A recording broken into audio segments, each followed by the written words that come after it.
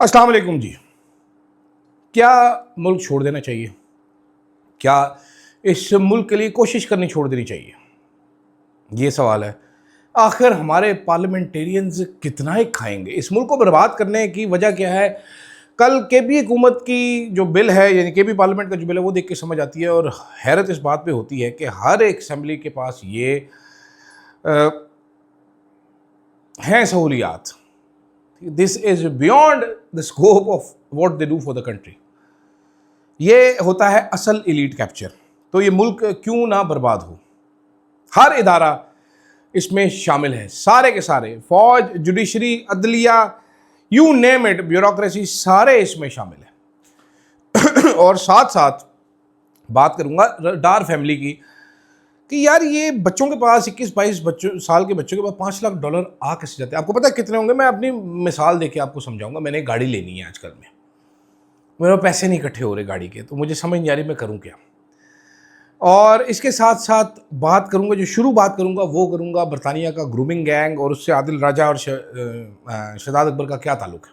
Video पूरी देखिएगा, साथ ही रहेगा, मजा आएगा आपको। अदील राजा, सच की आवाज। मैं हूं जनाब अदील राजा, आप देख रहे हैं मेरा यूट्यूब चैनल। सब्सक्राइब जरूर कीजिएगा। फीडबैक आपका बहुत अहम है मेरे लिए। आप सब लोगों ने ओवरवेलमिंगली लिखा है कि सेटअप करो भाई, इजी पैसा अकाउंट होना चाहिए आपका, और उसमें आपको क्राउड फंडिंग करनी चाहिए। जो लोग आपको सपोर्ट करना चाहते हैं वो लाजमी आप करवाएं।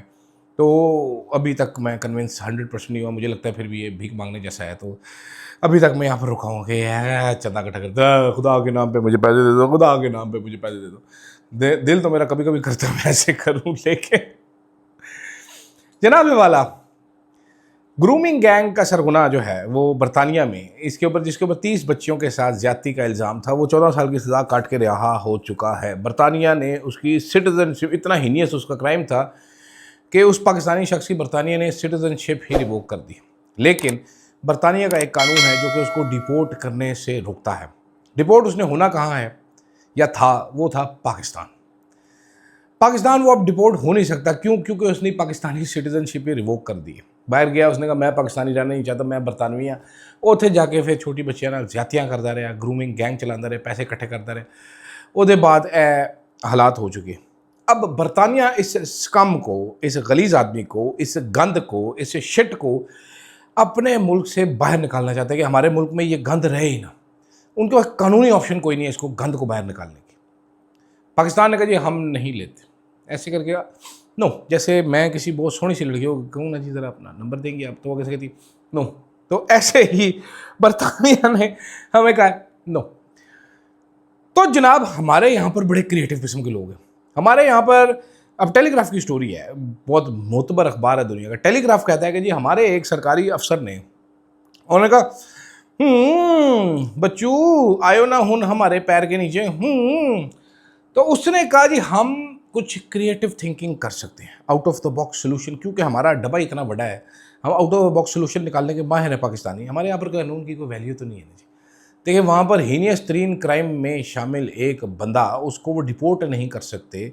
वाई? बिकॉज ये जो आपका वो कहता है, कानून कहता है, वो उसको डिपोर्ट नहीं कर सकते। तो इसलिए उन्होंने कहा है कि हजूरे वाला ज़रा सब्र करें, ज़रा रुकें, थोड़ा ठहर जाए, हम कोई और तरीका निकालते हैं। लेकिन हमारे यहाँ पर ऐसा नहीं है। उन्होंने कहा जी एक और तरीका निकालते हैं, स्मार्ट सा, क्यूट सा, क्रिएटिव थिंकिंग करते हैं हम। हमें कुछ लोग मतलूब थे आपसे, तो अगर आप वो हमारे हवाले कर देंगे तो हम आपको ये बंदा लेके जाके आपके हाथों से खुश कर देंगे। अब नाम किसका आ रहा है? उन दो अफराद का नाम आ रहा है जिन दो ने पाकिस्तान की इस्टेब्लिशमेंट की नक में दम किया हुआ है। एक को मैं नहीं जानता, एक मेरा बहुत अच्छा दोस्त है, आप पहचान जाएंगे दोनों कौन हैं। और इसकी खातिर हमारे अहम तरीन वज़ीर दाखिला ने कष्ट किया था और ये बरतानिया तक पहुँचे थे और अपनी गाड़ी और अपनी जामिया तलाशी भी करवाई थी होम ऑफिस में दाखिल होने से पहले। और वहाँ पर उनके साथ बहस भी की थी कि ये वापस करो हमारे बंदे। ये हैं शहजाद अकबर साहब, बैरिस्टर शहजाद अकबर, और मेजर रिटायर्ड आदिल राजा। खैर वो मेजर नहीं है, रिनाउंस हो चुके हैं, वो अब आदिल राजा साहब हैं। वो ही is not a major any more. Pakistan army ने उसका कोर्ट मार्शल करके उसको निकाल दिया। तो जनाब हमारे अब हम एक ज़िंदगी की शिट बरतानिया की शिट हम वापस कबूल करने के लिए तैयार हैं only if they give us back Adil Raja and Shahzad Akbar as per Daily Telegraph. तो भाई सौदा बुरा नहीं है, इससे आप अंदाज़ा लगाइए कि किस कदर ये दोनों तंग कर रहे होंगे हमारी रियासत को कि वो एक ग्रूमिंग गैंग के सरबराह सरगना जैसे एक गलीज़ तरीन आदमी को यहाँ पर लेके आने पर मजबूर। पाकिस्तान में कानून नहीं है, उसको बंद भी रख सकते ना आप। वैसे तो पाकिस्तान में उसका कोई जुर्म है नहीं और बरतानिया में अपने जुर्म की सज़ा काट चुका है, लेकिन वो इतना भयानक आदमी है कि बरतानिया उसको अपने मुल्क में रखने के लिए तैयार नहीं। हमने कहा आओ वो सोने हो, हम इधर रखेंगे, क्या हो गया, लेकिन हमें साथ दो भी दे दो, ये इन दोनों का भी हम भरता बनाएंगे। तो देखिए अब क्या होता है जनाब। शहजाद अकबर साहब से आप कमेंट जाके इस वीडियो के बाद ज़रूर पूछिएगा कि शहजाद अकबर साहब आदिल राजा ने कहा है कि ये होने जा रहा है, मांगा गया, तो बरतानिया क्या करने लगा है, तो वो आपको बताएंगे। आदिल राजा साहब से भी पूछ लीजिएगा यही चीज़, ताकि उनका जवाब फिर मेरे तक लेके। मुझे ये बड़ा मज़ा आता है दूसरों की वीडियो पे जाके ना गंदे गंदे कमेंट्स करवाना, आई लव इट मैन। दूसरी तरफ अब हमारे पार्लियामेंटेरियंस, कल केपी असेंबली ने जो किया उसके बाद आप देखें ज़रा, हमारे तमाम ये एलीट कैप्चर है। This is what it shows कि पार्लियामेंटेरियन चाहते हैं हम टोल प्लाजा में टोल ना दें, छोटी छोटी ख्वाहिशात है, हम गेस्ट हाउस में जाएं सरकारी में, हम वहाँ पर आराम से रह सकें सुकून से, हम जनाब इधर जाएं तो ये ना हो। अच्छा यही काम अब फ़ौज भी करती है, टोल नहीं देना हमारे अपने गेस्ट हाउस। यही काम ब्यूरोक्रेट्स करते हैं, उनके सर्किट हाउस बने हुए हैं, उन्होंने भी टोल नहीं दिया। यही काम जज करते हैं, उनके अलहदा जुडिशल कॉम्प्लेक्सेस बने हुए हैं, उन्होंने भी टोल नहीं देना। अवाम क्या करे? ये देखें ना, ये सारा का सारा सिस्टम अब आपने जो बना लिया है, जो सिस्टम कंस्ट्रक्ट किया गया है, जो सिस्टम आपको नज़र आ रहा है, ये इसमें तो कोई भी टोल नहीं देना चाहता, ठीक है, इसमें कोई भी कुछ नहीं करना चाहता। इसमें सारे चाहते हैं हमें ब्लू पासपोर्ट मिले, सारे चाहते हैं ताहयात मिले। एक तो ताहयात, अब वो आपको पता चलता है ताहयात जो वो चाहिए, इस्तिस्ना चाहिए, वो कहाँ से है? इनको हर चीज़ ताहयात चाहिए सारी, इन पे सालों को सबको। तो अगर मुल्क बचाना है तो ये सिस्टम तो ख़त्म करना पड़ेगा ना भाई, वरना तो मेरा नहीं ख्याल कि इस मुल्क के लिए कोई उम्मीद बची है। मेरे जैसे आदमी के लिए मैं आवाज़ उठा रहा हूँ, ज़रूर उठा रहा हूँ आवाज़, इतनी कि मेरी आवाज़ इससे उठाओ तो साह भी चढ़ जाता है, लेकिन ये ठीक होने वाली चीज़ नहीं है। ये तो आपको पता है बड़ी सर्जरी चाहिए। ये वो स्कैलपल जो होता है उससे नहीं काटना पेड़, ये केंचा मार के, चाकू मार के पेट फाड़ना पड़ेगा, ऐसे नहीं ठीक होगा ये मुल्क। आप अंदाज़ा करो किस तरीके से लूटा जा रहा है यार, ये लूट मार, इट गोज सो डीप। कानून का ख़जाना भी इस मुल्क में, इस मुल्क की अशराफिया के लिए, इस मुल्क की लीड के लिए कम पड़ जाए। और जाते जाते मैं मिसाल आपको दे रहा था शुरू में कि यार मैं एक गाड़ी लेने का सोचा, मैंने कहा यार पेट्रोल चाहते हैं, एक छोटी तरीन जो इलेक्ट्रिक गाड़ी है वो ले लेते हैं। एक गाड़ी मुझे नजर आई 40 लाख की, सबसे सस्ती।